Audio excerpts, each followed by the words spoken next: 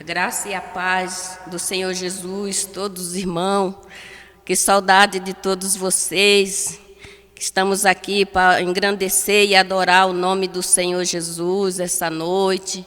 Que o Senhor esteja conosco, que o Senhor esteja visitando cada um de vocês, que o Senhor abençoe cada um, em nome de Jesus Cristo. Dou graça pela vida de cada um, em nome de Jesus. Senhor Deus, diante de Ti, Pai, eu coloco agora, Senhor Deus, o culto desta noite na Tua presença, Senhor Deus. Seja conosco, Pai, enche esse lugar da Tua glória, Senhor. Usa a vida do nosso pastor Kleber, Jesus, enche ele da Tua graça, da Tua sabedoria, Senhor. Que a palavra desta noite entre em cada lar, em cada coração, Senhor. Que cada um esteja de coração aberto para receber a Tua palavra, Senhor Jesus. Visita, Senhor, cada lar, Senhor Deus. Que o Senhor fale com cada um que está necessitado, Senhor, de ouvir a Tua palavra, de ouvir a Tua voz. Em nome de Jesus, usa os lábios do Teu Filho, do Teu ungido. Em nome de Jesus Cristo, eu te peço, Deus, visita cada cidade agora, Senhor, a cidade de Franca, Jesus, cada um ali, Pai, Ribeirão Preto, Jesus querido, em nome de Jesus, ali dobrada, Senhor, esteja em cada lar, esteja com cada pessoa que está presente, Senhor, esta noite, Jesus querido, em nome de Jesus. Toma a cidade de Matão nas Tuas mãos, Senhor, enche da Tua glória, enche do Teu poder, Senhor, nos livra, Senhor, cada dia mais desse coronavírus, Pai, que ele bata em retirada, visita cada hospital, cada um que está enfermo, em nome de Jesus Cristo, Senhor, vem com Tua glória, vem com Teu poder, Senhor Jesus, livra nós desse corona, Senhor Deus, para que nós estejamos presencialmente, brevemente, em nome de Jesus Cristo, Senhor, te adorando, te engrandecendo, Senhor, exaltando o Teu nome, Jesus querido. Te agradeço por esta noite, Pai, por nós estar aqui reunidos, agradeço pela vida do Sidney, da Sandra, de toda a sua família, Deus, abençoa cada um, em nome de Jesus Cristo, Deus. Nós te exaltamos, nós te adoramos, Senhor, seja exaltado, em nome de Jesus Cristo, eu te peço, Deus, seja conosco, Pai. Fala em cada lar, fala em cada coração, em nome de Jesus Cristo. Amém, Deus. Que a paz do Senhor fica com todos, em nome de Jesus. Amém, Deus. Muito boa noite a todos os irmãos, a todas as irmãs. Prazer demais estar aqui ao lado do Sidney, né? O Sidney falou que vai dar um oi para a Sandra aqui hoje, hein? Que a Sandra está lá em casa. Abração, Sandra. Um abraço para minha querida avó matonense, Euzélia. Ela não é uma bênção, minha gente? Ela é uma bênção, né? Querida avó matonense, Euzélia, ela é uma bênção.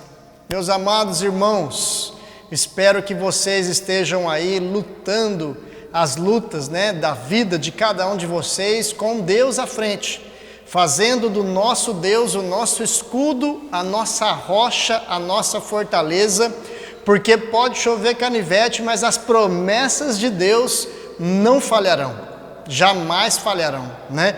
Não há perseguição maior que possa nos acometer, que venha ali a solapar, né, a grandeza do amor de Deus sobre as nossas vidas. Nada pode superar aquilo que Deus tem planejado de amor, de bênçãos, de realização aí na sua alma, no seu espírito, no seu corpo e em toda a sua família. Amém, queridos? Glória a Deus por isso. Glória a Deus, minha irmã Euzélia. Glória a Deus. Glória a Deus. Queridos, quero trazer hoje aqui a nossa reflexão, uma palavra simples, mas uma palavra também muito pertinente para as nossas vidas, que muito pode nos ajudar aí na orientação da nossa caminhada. Quero pegar um gancho na palavra do nosso irmão Bruno da semana passada, nos lembrando, né, da necessidade de crescermos, de amadurecermos, não só no físico, mas também na nossa caminhada espiritual, na nossa vida espiritual. E hoje eu quero dizer então algumas formas de dizermos não para Deus. Eu quero aqui discorrer sobre formas, algumas, não todas, de dizermos não para Deus. E por que esse tema eu julgo importante? Simplesmente porque a nossa vida com Deus consiste exatamente em nos rendermos à sua vontade. Nós seremos tão maduros na fé quanto for a nossa subordinação à vontade de Deus. Nós seremos tão íntimos de Deus quanto a nossa vontade for afinada com a vontade de Deus, não é isso? E eu quero dizer então que a vida com Deus, ela não consiste, você sabe, em chamarmos Deus para andar nos nossos caminhos. Deus não vai andar em qualquer caminho, mas a nossa vida com Deus significa exatamente conhecermos os caminhos que Deus tem para nós e andarmos por eles. Porque Deus não muda. Deus é o mesmo de ontem, hoje e será eternamente. Ele é eternamente perfeito, bom, reto, justo, amável, né? Digno de toda confiança. Então Ele não muda, Ele tem um caminho dele estabelecido de amor, de justiça, de misericórdia, de graça, e Ele nos chama para andar nesse caminho, né? Então, não adianta a gente querer fazer as coisas que a gente quer fazer, e a gente vai ver que essa é uma das formas de dizer não para Deus, ainda que indiretamente. Não adianta a gente querer viver da maneira que a gente acha correto, enquanto Deus está nos chamando para viver de uma outra forma, né? Agora aqui, só a título de introdução, eu quero dizer o seguinte: nós estamos vivendo numa sociedade do século 21, e se de repente eu soltar essa frase, então a vida com Deus consiste em nós nos subordinarmos à vontade de Deus. Isso pode parecer um pouco autoritário demais, né? Existem pessoas que vão ouvir isso, mas falam assim, mas como? Isso é um instrumento de controle, é um instrumento de cabresto, né? Por isso que a religião é o ópio do povo. Então eu não vou desconstruir essa que é uma verdade atemporal e independente de qualquer tipo de cultura, tá? Mas eu quero pensar sobre essa afirmação partindo de uma outra perspectiva, partindo de um outro ponto de vista. Então eu quero fazer a seguinte pergunta: que motivo o ser humano tem para desobedecer a Deus? Veja você se realmente nós cremos que Deus é o maior de todos, que Deus tem todo o poder, que além disso Deus é puro amor e tudo aquilo que Ele faz, tudo aquilo que Ele planeja, tudo aquilo que Ele intenta, tudo aquilo que Ele executa é por amor. Se Deus é justo, nunca nos tratará com injustiça. Se Deus é graça, sempre nos tratará com benevolência. Se Deus é misericórdia, se Deus é paciente, se Deus é a própria manifestação da sabedoria, qual o motivo que eu e você temos para dizer não para Deus? Fica difícil dizer não para Deus, né? Se você crê neste caráter de Deus. Então eu quero convidar você a viver uma vida de perfeita obediência a Deus. Eu quero convidar você a guardar no seu coração temor a Deus, no sentido de jamais dizer não para Deus e ficar contente com isso. Sabe por quê? Porque eu creio muito nisso. Está escrito em outras palavras, lá em Deuteronômio, capítulo 15, mas optar por Deus é optar pela vida. E optar por negar Deus é abraçar a morte. Deus é o Deus da vida. Deus é um Deus que sonha para você uma vida de realização. Deus sonha para você uma vida eterna. E Ele traçou os caminhos para você alcançar essa vida que é muito melhor do que tudo aquilo que você poderia sonhar. É por isso que, como Deus sabe qual é esse caminho, nós podemos descansar em viver esse caminho. E nós então não precisamos dizer não a Deus. Se a vida fosse tão simples dessa maneira, né, Eusébio? O ser humano não diria não a Deus, mas como Deus fez as coisas retas, mas o ser humano se meteu em um monte de enrascada, de fria, né? A gente acaba dizendo não a Deus em alguns momentos da vida, né? Só que esse dizer não a Deus, às vezes é de maneira que a gente não percebe. E eu quero aqui então, através de uma parábola narrada por Jesus Cristo, conversar um pouquinho com vocês a esse respeito, tá bom? Então eu vou pedir para você que está aí na sua casa ou onde quer que você esteja, pegue a sua Bíblia, abra conosco lá no Evangelho de Mateus, capítulo 21, versos 28 a seguir. Jesus ali conta uma parábola que fica conhecida como parábola dos dois irmãos. A gente vai ler os versículos 28 e na sequência, o Sidney já colocou na tela aí, né? Mas abra a sua Bíblia que depois a gente vai refletir sobre ela também. E Jesus então começa dizendo assim: E o que vos parece? Um homem tinha 2 filhos. Chegando-se o primeiro, disse: Filho, vai hoje trabalhar na vinha. E ele respondeu: Sim, Senhor. Porém, ele não foi. Aí, versículo 30. Dirigindo-se ao segundo, disse-lhe a mesma coisa, mas este respondeu: Não quero.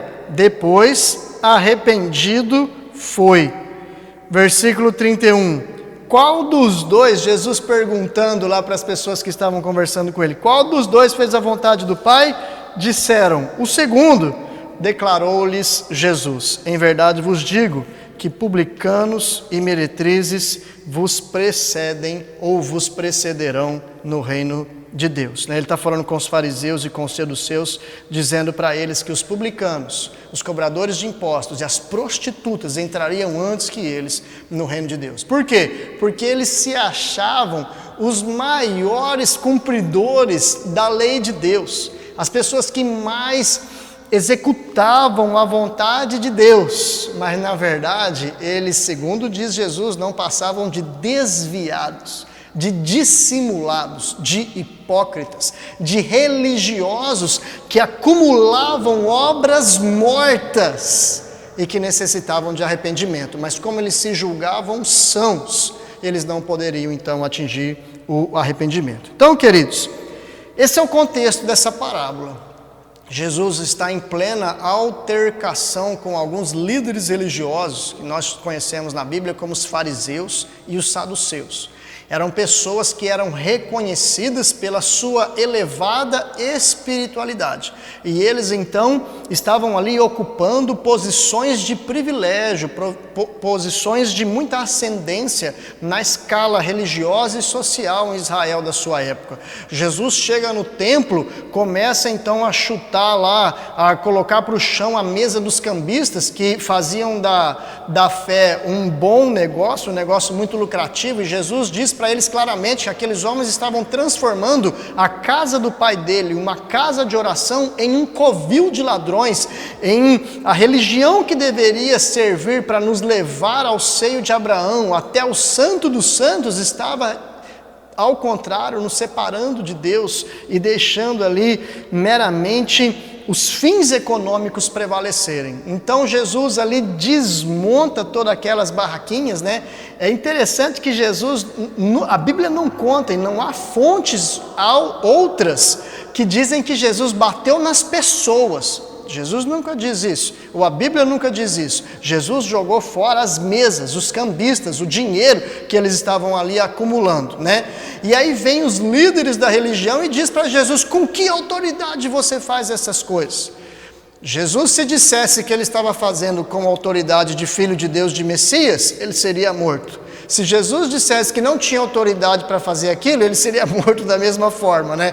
Então Jesus não tinha resposta. A resposta de Jesus foi uma outra pergunta. Ele falou assim: eu vou fazer uma pergunta, se vocês me responderem, eu respondo para vocês com que autoridade. Você veja, a sabedoria de Jesus é algo inatingível, né? Jesus pergunta para eles: o João Batista veio de Deus ou veio dos homens? A palavra de João Batista era algo realmente que vinha de Deus. João Batista era um profeta que veio de Deus? João Batista reconhecia o ministério de Jesus como o Messias, ou João Batista vinha dos homens. A Bíblia conta que os fariseus e os saduceus então passaram a arrazoar. Se eles falassem que João Batista era de Deus, Jesus ia dizer para eles: então por que você não creu neles? Se eles dissessem que João Batista não era de Deus, mas era algo dos homens, o povo batia neles, porque o povo acreditava que João Batista era de Deus. Portanto, Jesus lhes deixou sem resposta. Eles disseram para Jesus: nós não conseguimos responder essa pergunta. Jesus olhou bem nos olhos dele e disse assim: então também eu não respondo para vocês a pergunta que vocês me fizeram, né? Só que eu vou contar para vocês uma parábola. E aí essa parábola entra na sequência, né? Como eles se julgavam cumpridores da lei, pessoas que realmente faziam a vontade de Deus, Jesus chega para eles: então eu vou contar uma parábola. Tinha 2 irmãos, né? Quem são esses 2 irmãos? Cada um dos irmãos representa as pessoas da terra, os filhos de Deus, que foram chamados a cumprir a vontade de Deus. Então tinha 2 irmãos. O pai chegou para o primeiro. Quem é o pai? O pai representa Deus. O pai chegou para o primeiro e disse assim: filho, vai hoje trabalhar na vinha. Deus deu um comando para o primeiro filho. Deus não deixa o primeiro filho no escuro. Deus dá um comando para ele trabalhar na vinha. O que é a vinha? A vinha é um mundo onde nós desenvolvemos as boas obras que nós prestamos a Deus e aos homens, né? E é interessante que a vinha, como todo campo agricultável, como toda iniciativa agrícola, é um trabalho sem fim. Parece a cozinha, né? Na cozinha não é assim? Quando você terminou de lavar os pratos do almoço, já está quase no horário da janta, você tem que arrumar o almoço. Eu vejo lá as cozinhas das mulheres ficam se matando, nunca acaba, né? O campo, a agricultura é a mesma coisa, porque na hora que você colheu, você já tem que começar a plantar. Na hora que você plantou, você aduba, você joga os inseticidas, tira lá as pragas, aí já chegou a colheita, aí você colhe, depois que você colhe, você vai adubar, começa a vinha, o serviço não termina. Jesus está dizendo para eles isso, exatamente isso. Ele chamou o filho mais velho e falou assim: tem serviço para você fazer, vai lá na vinha trabalhar. E o filho mais velho então diz para ele assim: eu vou, mas ele não vai, né? A pergunta é: o filho mais velho fez a vontade de Deus? Eu acho que não, né? Ele manifestou uma boa intenção de fazer a vontade de Deus. Deixa eu te fazer uma pergunta: quantas vezes você manifestou a intenção de fazer uma boa obra, de fazer a vontade de Deus, mas não foi? Era uma palavra amiga que você sabe que aquela pessoa estava precisando naquele momento. Era uma palavra de exortação, de confronto, que você sabe que uma pessoa estava precisando naquele momento. Era uma ajuda que aquela pessoa precisava naquele momento, de algo material. Uma oferta que você poderia ter dado, né, para alguma pessoa que precisasse, ou para alguma iniciativa que você sabe que glorifica a Deus, você poderia ter dado, não deu, né? Então, quantas coisas você manifestou interesse, aprovação e disse que iria e não foi? Pois essa é uma forma de dizer não para Deus, tá? Às vezes a gente acaba achando suficiente a nossa boa vontade, mas Jesus está dizendo o seguinte: boa vontade só é muito bom, mas não é suficiente. Quem tem boa vontade, mas não converte isso em obras efetivas para Deus, ficou pelo meio do caminho. Aliás, você conhece aquele antigo provérbio popular que de boa vontade o inferno está cheio. Esse primeiro filho manifestou ali uma boa vontade, mas a boa vontade só é boa, mas é insuficiente para cumprir o propósito de Deus na terra. Ontem a gente chamou a igreja para levar, a gente estava lá ocupando um espaço lá na empresa do senhor Alberto, que muito nos abençoou, deixando lá há mais de ano, né, aquelas roupas, nós levamos lá para a igreja. Talvez você falou assim: nossa, eu preciso isso, você não foi, né? Se ninguém vai, as roupas não saem do lugar. Então eu dou glória a Deus, dou graças a Deus pelas pessoas que puderam ir, que quiseram ir e que foram, e que serviram a Deus com as suas mãos nesse tocante, né? É mais ou menos, queridos, eu comparo essa atitude um pouco com a atitude de Saul, com a atitude do jovem rico e com a Marta na Bíblia, né? Eu vou explicar isso. Quem é Saul? Saul é o primeiro rei de Israel. Saul foi chamado para ser rei por quem? Pelo próprio Deus. Foi Deus quem escolheu Saul, lá da tribo de Benjamim, lá na família do pai dele, que era o Quis, ele chamou Saul para ser rei. E ele chamou Saul para ser rei, era o ministério que Deus estava dando para Saul. Saul foi cumprir o ministério dele, mas quando Saul foi fazer lá, Saul assumiu o reinado, mas ele não viveu a vontade perfeita de Deus. Em uma determinada situação, Deus determina a Saul que matasse todas as pessoas, os animais de alguns inimigos de Deus, né? E Saul então ele extermina quase tudo, ele só deixa o melhor dos animais. A intenção dele era excelente. Imagina você podendo recolher um espólio do melhor das ovelhas, dos gados. Ele deixa isso para a alegria do povo. Só que a intenção dele era boa, mas ele acaba desobedecendo o comando de Deus, né? Em outra oportunidade, o exército filisteu está cercando Israel e a intenção dele é boa. Ele fala assim: eu preciso que o profeta venha logo, porque ele precisa, então, como sacerdote, que era o Samuel, né? O Samuel acumulava as funções de sacerdote e profeta. Ele precisava que o Samuel, como sacerdote, viesse para oferecer o holocausto a Deus, o sacrifício a Deus, para que Deus pudesse então encobrir o pecado do povo, eles pudessem vencer, eles pudessem participar da guerra debaixo da bênção de Deus. A intenção dele era boa, mas como o sacerdote não veio, o profeta não veio, o que ele faz? Ele sacrifica com as próprias mãos. Ele desobedece a Deus, porque Deus havia deixado um decreto que somente o sacerdote poderia oferecer holocaustos. Ele desobedece a Deus em nome de uma boa intenção. Ele sacrifica para Deus, mas ele não poderia fazer. E aí quando o Samuel chega, Samuel fala assim: o que você fez? Mas você demorou tanto. Eu falei: mas você sabia que não era para você ter feito isso. Então ele tinha uma boa intenção, mas ele desobedeceu a Deus. Então, formas de dizer não para Deus, meus queridos, uma das formas é essa. Sabe, às vezes a gente se cerca de 1001 desculpas, né? Que são as nossas boas intenções, que é aquilo que nós imaginamos, mas exatamente por cumprir aquilo que nós imaginamos como bom, nós deixamos de lado aquilo que é excelente, que é a vontade de Deus. Por conta disso, Saul, então, agora que havia sido chamado por Deus para reinar, Deus agora escolhe outra pessoa para reinar no lugar dele, que é Davi. E aí o que ele fica fazendo então? Ele não larga o osso. Saul não larga o osso. Agora, se Deus chamou para reinar, eu vou reinar até o fim. Então, mais uma forma de dizer não para Deus. Deus levantou outro para reinar e ele não larga o osso. Ele está lá ocupando aquele lugar e ele passa a perseguir Davi, ele vai de mal a pior. A Bíblia narra episódios em que ele se torna possesso de espíritos demoníacos. E Davi tem que tocar a harpa lá para ver se ele dá uma acalmada, né? Pois bem, é mais ou menos também o que ocorre com o jovem rico. Lembra quando a conversa do jovem rico com Jesus? Mestre, o que eu faço para herdar a vida eterna, né? Então, ele faz o quê? Ele tem uma boa intenção, ele está procurando herdar a vida eterna. Então, o que ele faz? Ele faz aquilo que ele foi ensinado a fazer.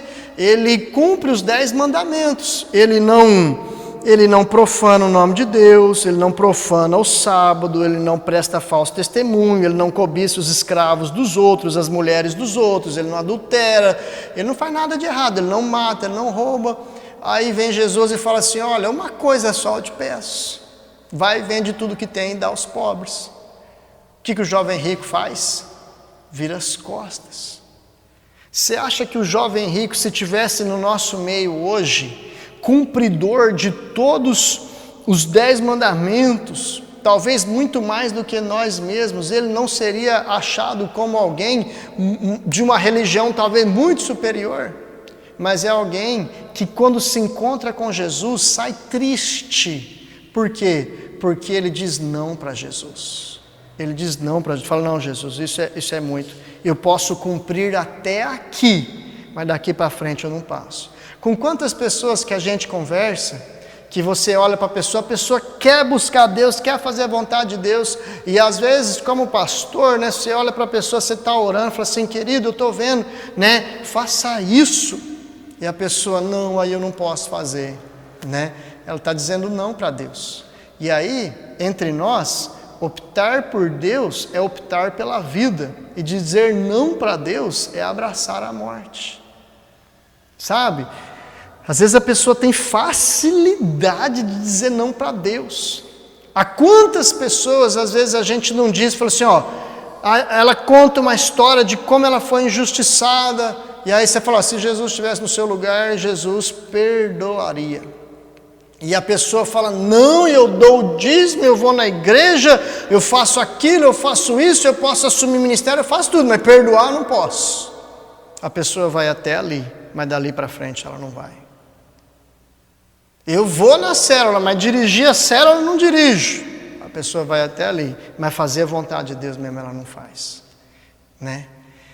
Então, queridos, a vida com Deus consiste exatamente em nos subordinarmos à vontade de Deus. Se Deus for Senhor de metade da nossa vida, significa que Ele não é Senhor da nossa vida.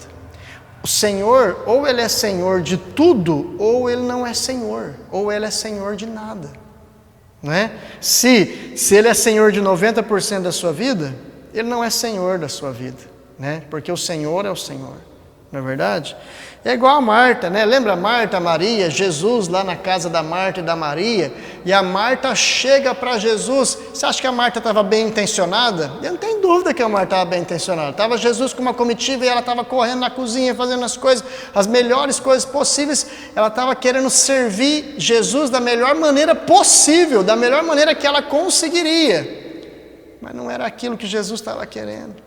E ela chega para Jesus, Jesus, minha irmã Marta, forgada, está sentada aí ouvindo o Senhor, manda ela vir me ajudar. E Jesus, Marta, Marta, se você soubesse o que eu queria de você, você parava o que você estava fazendo e sentava do lado dela, porque ela escolheu a melhor parte, eu não vou tirar isso dela. Então, meus amados, não é o fazer. Eu quero que fique bem claro aqui, que uma das formas de dizer não para Deus, é nós fazermos aquilo que Deus não pediu para fazermos. E é muito comum isso, quantos de nós, eu não estou falando de gente de fora da igreja, sabe? Gente de fora da igreja vai dizer não para Deus e não está nem aí, é gente insensível. É gente que vai bloquear a vontade de Deus, vai viver lá nos seus delitos e pecados sem o menor remorso, porque não tem o Espírito Santo dentro do seu coração. Essas pessoas vão dizer não para Deus, mas a maioria das pessoas com quem a gente convive, posso dizer a maioria, elas vão querer dizer sim para Deus, mas muitas vão se esconder atrás das coisas que elas fazem para Deus, julgando que com isso estão fazendo para Deus, mas não estão. O jovem rico não fazia para Deus, fazia para ele, fazia para a sua consciência. Ele não servia a Deus sacrificialmente, ele não disponibilizava o seu patrimônio para Deus. Deus não era senhor da sua fazenda. Entende? Se Deus não era senhor de uma parte da vida dele, Deus não é senhor da vida dele. Se você não estiver disposto a render-se totalmente a Deus e a submeter a tua vontade a Deus, Jesus não pode ser senhor da sua vida. E Romanos 10, 9 diz assim: se confessares com a tua boca que Jesus é o Senhor, e com o teu coração creres que Deus o ressuscitou dos mortos, serás salvo. Jesus é Senhor da tua vida? Se Jesus é Senhor da tua vida, a tua vontade se submete à vontade dele. Amém, meu irmão? Amém. Vamos lá então, aqui caminhando para a nossa parábola. Aí Jesus então fala do segundo filho. Quem é o segundo filho? O segundo filho, Jesus, o primeiro filho, ele diz assim, vai trabalhar na vinha. O primeiro filho, eu vou, mas foi nada. O segundo filho, Jesus chega para o segundo filho, vai trabalhar na vinha. O pai chega para o segundo filho, vai trabalhar na vinha. O segundo filho olha torto para o pai e fala assim, eu não vou. Aí Jesus diz assim, mas depois, arrependido, ele foi. Veja, meus irmãos, o segundo filho, ele não queria fazer a vontade de Deus. A resposta do segundo filho, para quem está ouvindo, ela é muito mais rude, insensível, dura, reprimível, censurável do que o do primeiro, que disse que ia. Agora, a Bíblia diz que no curso da vida dele, algo extraordinário acontece. O que é isso? É o arrependimento. É o arrependimento, né? O arrependimento é marcado pela tristeza pelo pecado. Essa é uma das marcas do arrependimento. Mas veja bem que o arrependimento não é só a tristeza pelo pecado, porque o remorso também causa tristeza pelo pecado, né? Ou pelas consequências do pecado. Quantos criminosos, depois que são pegos, não ficam com remorso do que fizeram, porque tem que cumprir pena na cadeia, e tem a cara de pau de chegar para o juiz e falar assim, eu estou arrependido do que fiz, mas mente 3x4, né? Está arrependido nada, está com remorso. Por quê? O arrependimento, além da tristeza pelo pecado, ele também pressupõe uma mudança de mente. É o que Paulo chama de metanoia, né? E essa mudança de mente necessariamente conduz a uma mudança de rumo na vida. Se antes o meu rumo era a minha independência, a minha autonomia, a minha liberdade, as minhas concepções, né? Como se diz hoje em dia, o meu corpo, as minhas regras. Gente assim não pode adorar a Deus. Porque a Bíblia diz que o nosso corpo é templo do Espírito Santo. Eu não posso me unir com uma prostituta ou fazer dele qualquer coisa, estragá-lo, porque ele não é meu, ele pertence a Deus. Tudo que eu tenho, tudo que eu sou, vem dele e volta para ele, né? Então, queridos, se vocês quiserem analisar bem a diferença entre arrependimento e remorso, basta dar uma olhadinha na história ou no desfecho da biografia do Pedro e do Judas, né? Os dois negaram Jesus ali no horário da morte, né? No momento da crucificação de Jesus. Aliás, Judas é aquele que entrega Jesus, mas depois ele se entristece, não é verdade? Tanto que ele pega as 30 moedas de prata que ele usou lá para ganhar, para entregar Jesus, e joga de volta lá naquele povo que queria matar Jesus. Só que aí depois ele se arrepende ou ele fica com remorso? Ele fica com remorso, porque ele vai lá e se mata. Pedro, ele nega Jesus e ele se entristece. A Bíblia fala que ele chora amargamente. Ele se arrepende ou ele fica com remorso? Ele se arrepende. Depois Jesus vem e chama ele para cumprir o propósito que Deus havia estabelecido na vida dele antes dele nascer. E até hoje nós comentamos a respeito dele, de Pedro, porque ele se arrependeu, né? Ele negou Jesus. Talvez você tenha negado Jesus, talvez você tenha dito não para Deus um dia, talvez eu tenha dito não para Deus um dia. Vou te falar, muito provavelmente isso aconteceu e acontece. Mas aí então Deus nos oferece a oportunidade de nos arrependermos, tá? E o arrependimento muda tudo, sabe, meus amados? Eu li uma frase hoje, estudando aqui para essa reflexão, que era uma pergunta, né? E diz assim, por que motivo nós não temos uma grande vergonha de pecar, mas nós temos uma grande vergonha de confessar os nossos pecados? Entendeu a pergunta? Por que nós não temos uma grande vergonha em pecar, mas nós temos uma grande vergonha em reconhecer os nossos pecados? Por conta do orgulho. por conta do orgulho. E o arrependimento, ele exige que o nosso orgulho seja destruído. É por isso que o arrependimento é a porta de entrada para vivermos com Deus, porque com o nosso orgulho destruído, nós podemos fazer a vontade de Deus, nós podemos viver não para nós mesmos, mas nós podemos viver para Deus. E paradoxalmente, pelo menos ao mundo que pretende lançar ao céu que é livre, mas não é escravo do pecado, na medida em que nós nos submetemos a Deus, nós encontramos o caminho para a verdadeira felicidade, para a verdadeira vida. Nós encontramos o caminho para o nosso real propósito, para o real propósito da nossa existência. Então você quer encontrar o profundo significado da sua vida, você quer que a sua vida tenha um profundo significado, viva a vontade de Deus, porque é para lá que Deus quer te levar. Jesus disse que Ele veio para nos dar vida em abundância. Se você seguir os preceitos dEle, você vai encontrar vida em abundância. Se você negá-lo, você vai abraçar, vai beijar a morte. E não vai ser nada legal isso, né? O filho foi. Ele fez a vontade de Deus ou não?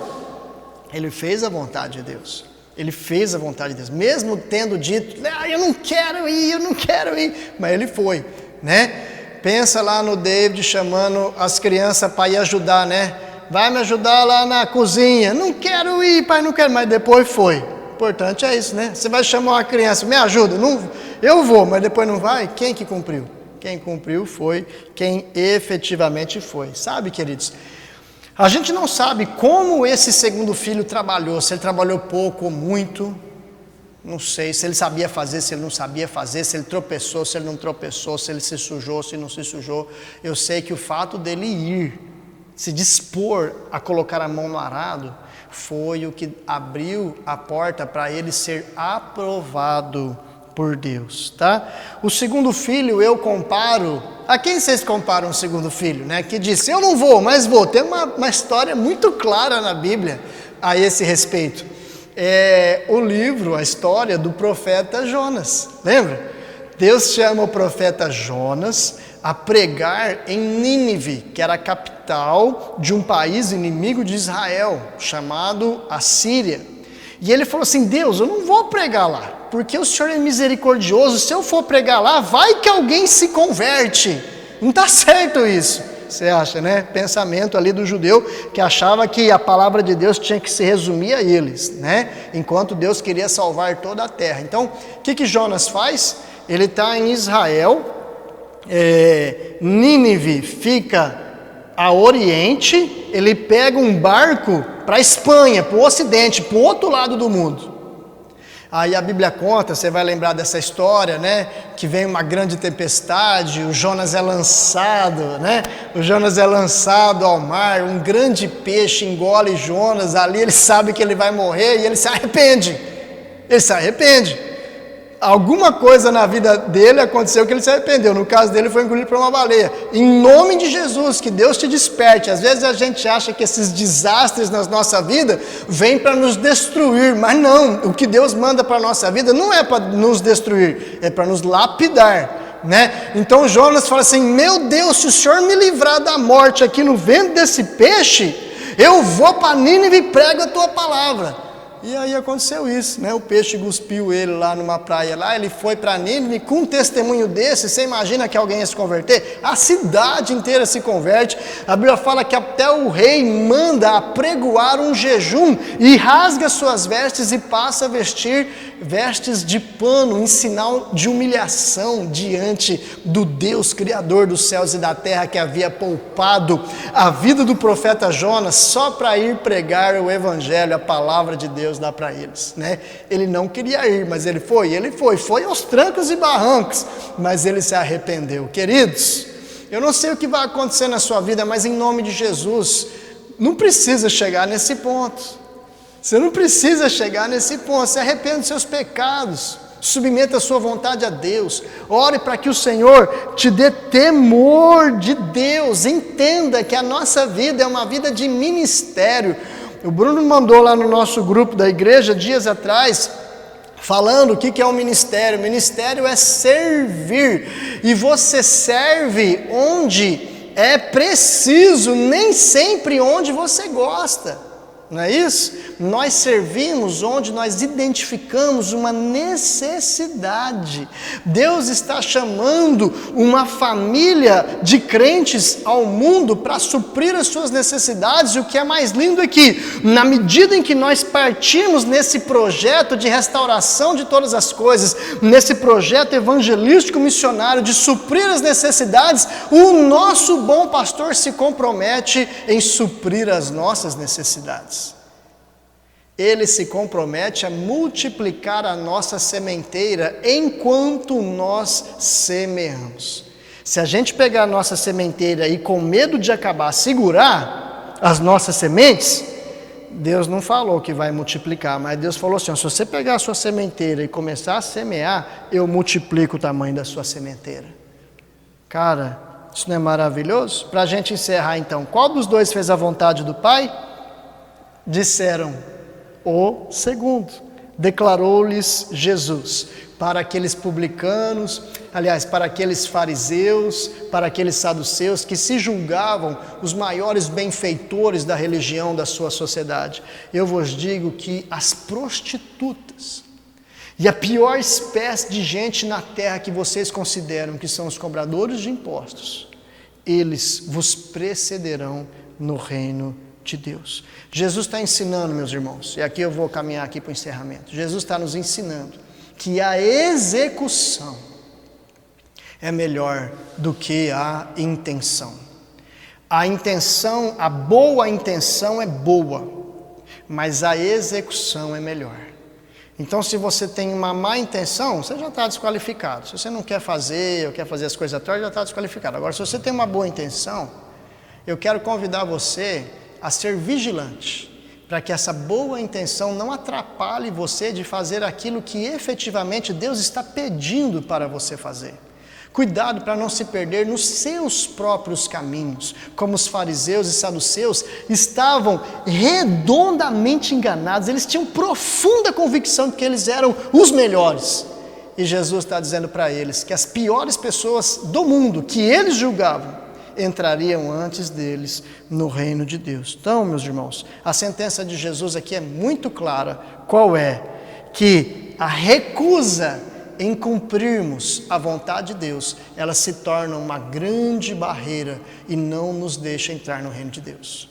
É, em outras palavras, aquilo que Isaías disse, né, que os nossos pecados nos fazem separação entre nós e Deus, né? Os nossos pecados constroem como que um abismo entre nós e o reino de Deus. E pecado é dizer não para Deus, né? Dizer não para Deus é sempre um pecado. Então eu quero dizer isso para você: optar por Deus é optar pela vida, e optar e negar a vontade de Deus é abraçar a morte. Como é que você tem vivido, meu querido?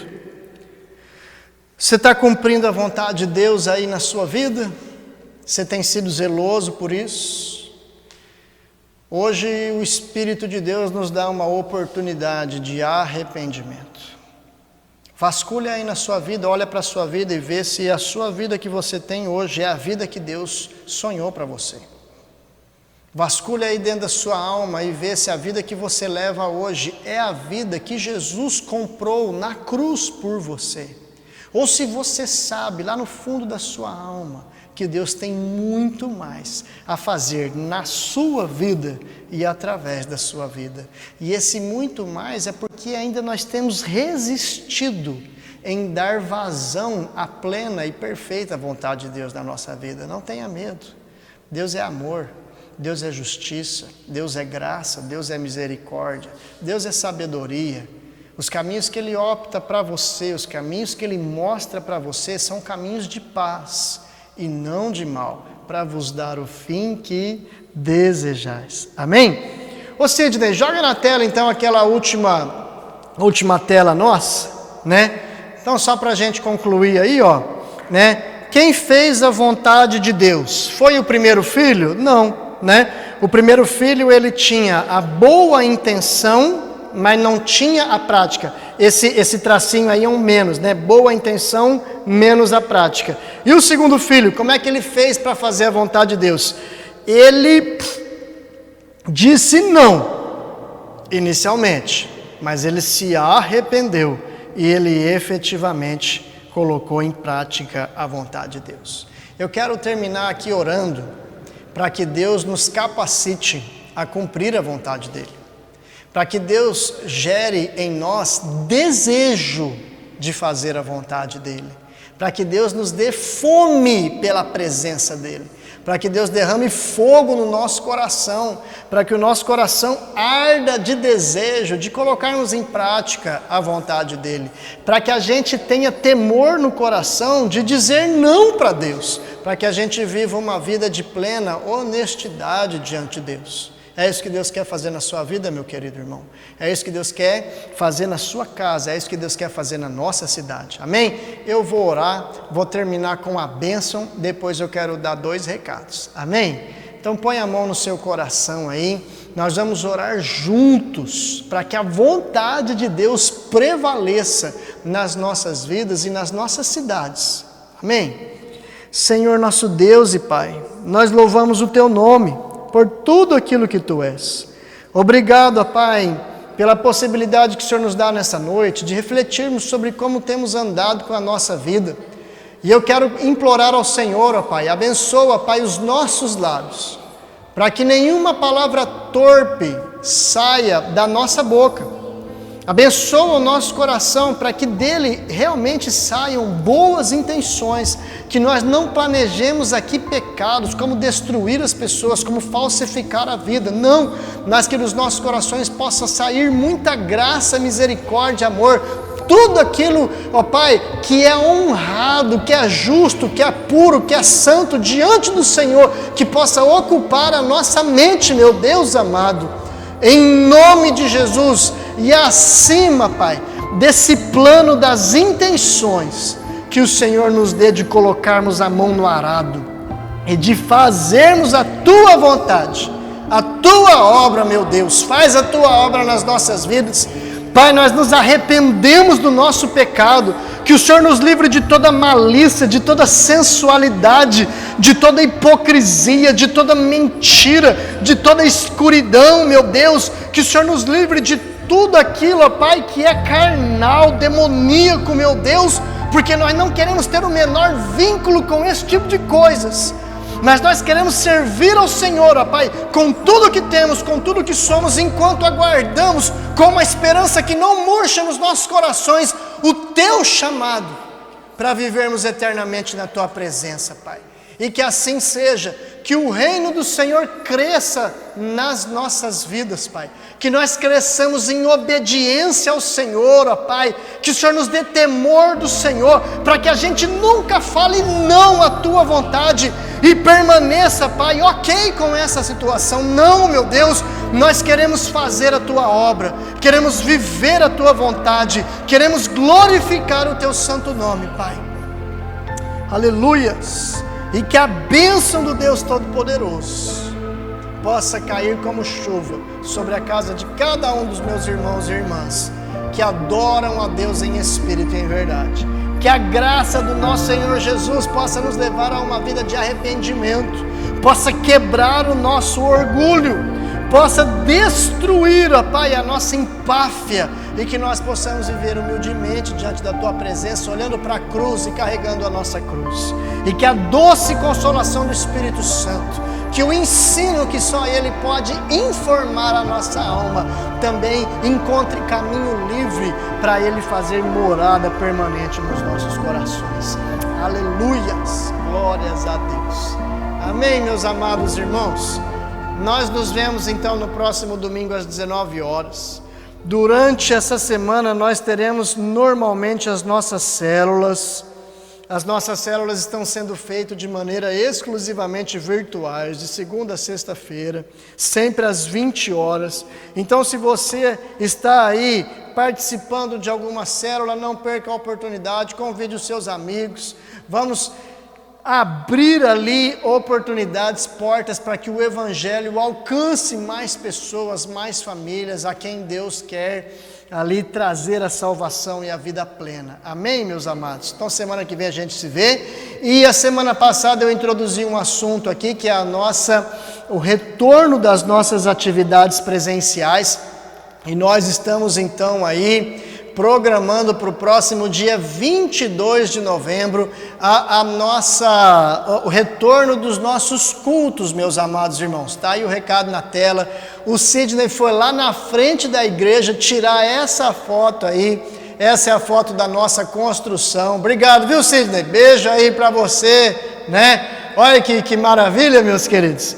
Né? Essa é a igreja que está ficando quase pronta. Dou graças a Deus pela vida do Michel e de cada um que tem abençoado esse espaço. No dia 22, a gente não deve ainda inaugurar o templo, mas nós já estamos ali nos 90%, 95% talvez, das obras concluídas para a gente voltar ao templo. Em nome de Jesus, 2020 não termina sem que a gente adore a Deus naquele lugar, amém? O que depende para nós voltarmos dia 22? Que os números da pandemia permaneçam ou abaixem. A gente não pode nos reunir, aglutinar pessoas com os números aí de contaminações elevados. Então a gente tem visto aí uma queda constante, sólida, contínua dos números de contaminação, de ocupação dos leitos de hospital e de UTI aqui em Matão e na nossa região, e isso nos anima então a retornar, a pisar lá na igreja para adorar a Deus, sem ser domingo que vem, no próximo domingo, dia 22, tá bom? Então, meu amado irmão, você que deseja aí adorar a Deus conosco lá na igreja, você não deixe de orar, não deixe de orar para que Deus sopre para longe esse novo coronavírus aí, para que a gente tenha ali liberdade e segurança sanitária para os irmãos, né? Que as pessoas possam ir respeitando ali aqueles mecanismos, né, de defesa. Nós vamos usar máscara, todo mundo vai de máscara. Grupo de risco, não é aconselhável ir. Nós vamos usar o termômetro na porta, vamos fazer o distanciamento social entre as pessoas, né, e a gente vai adorar a Deus. E você que não puder ir, ou que é de outra cidade, não se perturbe com isso, porque nós vamos gravar o nosso culto e nós vamos então colocar sempre às 19 horas, a nossa pretensão é essa. O Sidney está vendo para nós aí uns equipamentos de multimídia para a gente conseguir gravar os nossos cultos e jogar ao ar normalmente como nós temos feito aqui, amém? Vai ser maravilhoso, fala a verdade. E em nome de Jesus, que toda a terra possa conhecer o Deus de amor que nós servimos hoje e que nós possamos morar eternamente com Ele nos céus. Amém, meus amados irmãos? Que a bênção do Senhor seja sobre a sua vida. Então, um beijo grande no seu coração. Até o próximo domingo. Fiquem com Deus.